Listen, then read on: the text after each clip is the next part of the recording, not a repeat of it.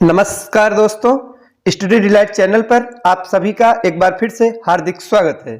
दोस्तों, RO ARO का test series चल रहा है और आज हम देखेंगे टेस्ट नंबर 65 को। और अगर आपने अभी तक हमारे पिछले टेस्ट के वीडियो को नहीं देखा है तो आप चैनल के प्लेलिस्ट में जाकर देख सकते हैं। आइए शुरुआत करते हैं आज के इस टेस्ट का। और पहला प्रश्न है, दिल्ली सल्तनत के किस शासक ने अपने आप को खलीफा घोषित किया था? Option A Balban, B Alauddin Khilji, C Mubarak Khilji या डी मोहम्मद बिन तुगलक। तो दोस्तों, किस शासक ने अपने आप को खलीफा घोषित कर दिया था? सही जवाब होगा ऑप्शन नंबर सी, मुबारक खिलजी। अगला प्रश्न है, रज्मनामा किस हिंदू ग्रंथ का फारसी अनुवाद है? तो दोस्तों, सही जवाब होगा option number c, Mahabharat. Razmnama यह महाभारत का फारसी अनुवाद है और जो कि मुगल बादशाह अकबर के समय में करवाया गया था। तो दोस्तों, इसका जो फारसी अनुवाद था यह किसके समय में करवाया गया था? अकबर के समय में करवाया गया था। और इसका जो फारसी अनुवाद है वो बदायूनी, नकीब खां और फैजी तीनों के सम्मिलित प्रयासों से हुआ था। अगला प्रश्न है,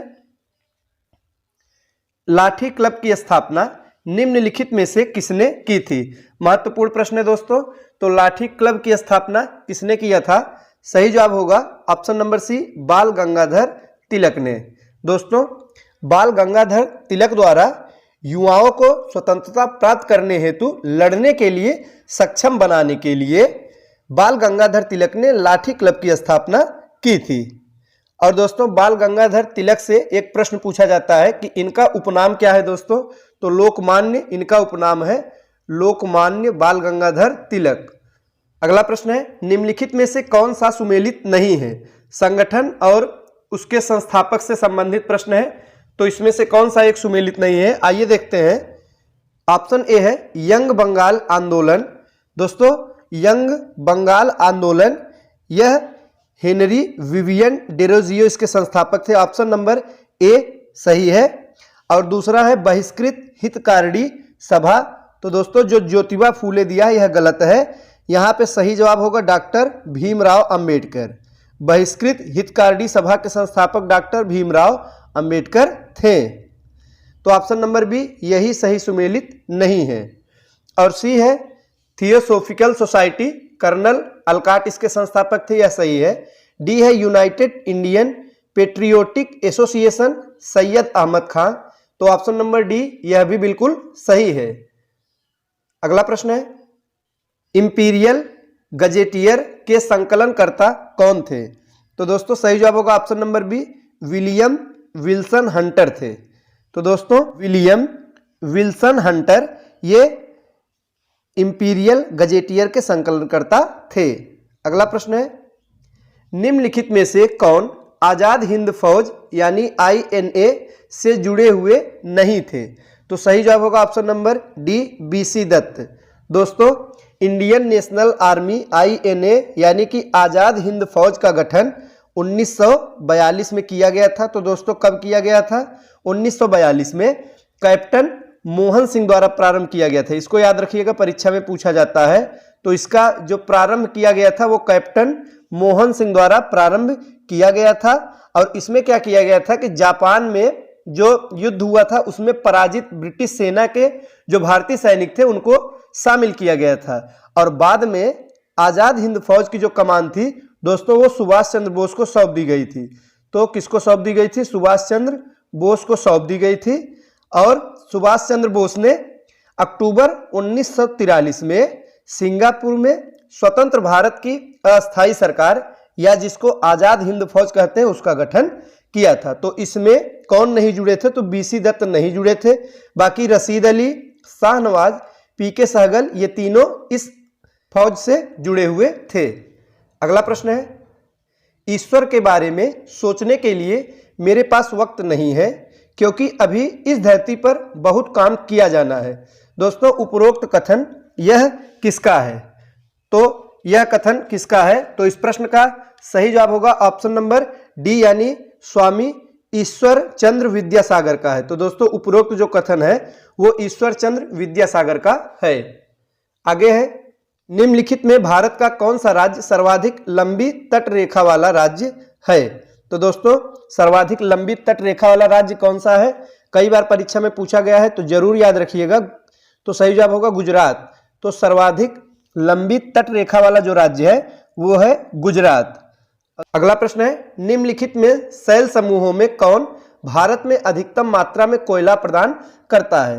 तो दोस्तों कोयला प्रदान करने वाला कौन सा शैल समूह है? सही जवाब होगा ऑप्शन नंबर बी, गोंडवाना समूह। सर्वाधिक मात्रा में जो कोयला प्राप्त किया जाता है वो गोंडवाना समूह से प्राप्त किया जाता है। और दोस्तों यहां से भारत का 98% जो कोयला है वो गोंडवाना क्रम की चट्टानों में ही पाया जाता है। और दोस्तों एक बात जरूर याद रखिएगा कि भारत में जो कोयला पाया जाता है वो बिटुमिनस प्रकार का कोयला है। तो भारत में कैसा कोयला पाया जाता है? बिटुमिनस प्रकार का कोयला पाया जाता है, जो कि अच्छे किस्म का कोयला नहीं माना जाता है। और जो सबसे अच्छे किस्म का कोयला है दोस्तों वो है एंथ्रासाइट, जो कि भारत में बहुत कम मात्रा में होता है। तो भारत में जो कोयला होता है वो अधिकांशतः बिटुमिनस प्रकार का है। अगला प्रश्न है, निम्नलिखित राज्य या केंद्र शासित राज्यों में जरवा जनजाति का निवास स्थान है। तो दोस्तों जरवा जनजाति का निवास स्थान पूछा जा रहा है, कहाँ है? सही जवाब होगा option number D, Andaman Nicobar. Andaman Nicobar द्वीप समूह की जो एक प्रमुख जनजाति है वो जरवा जनजाति यहाँ की एक प्रमुख जनजाति है। दोस्तों जो जरवा लोग हैं इनकी जो त्वचा का रंग वो काला होता है और ये छोटे कद के होते हैं। अगला प्रश्न है, निम्नलिखित में से किस राज्य से कर्क रेखा नहीं गुजरती है? तो option A Tripura, B Chhattisgarh, C Manipur या डी मिजोरम। तो दोस्तों सही जवाब होगा ऑप्शन नंबर सी, मणिपुर।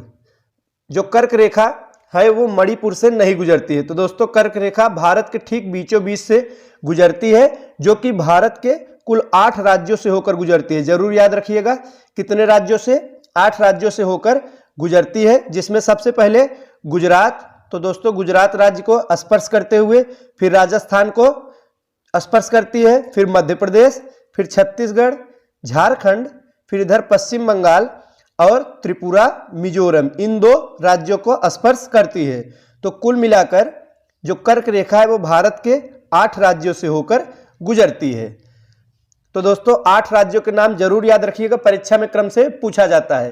तो गुजरात, राजस्थान, मध्य प्रदेश, छत्तीसगढ़, झारखंड, पश्चिम बंगाल, त्रिपुरा और मिजोरम। अगला प्रश्न है,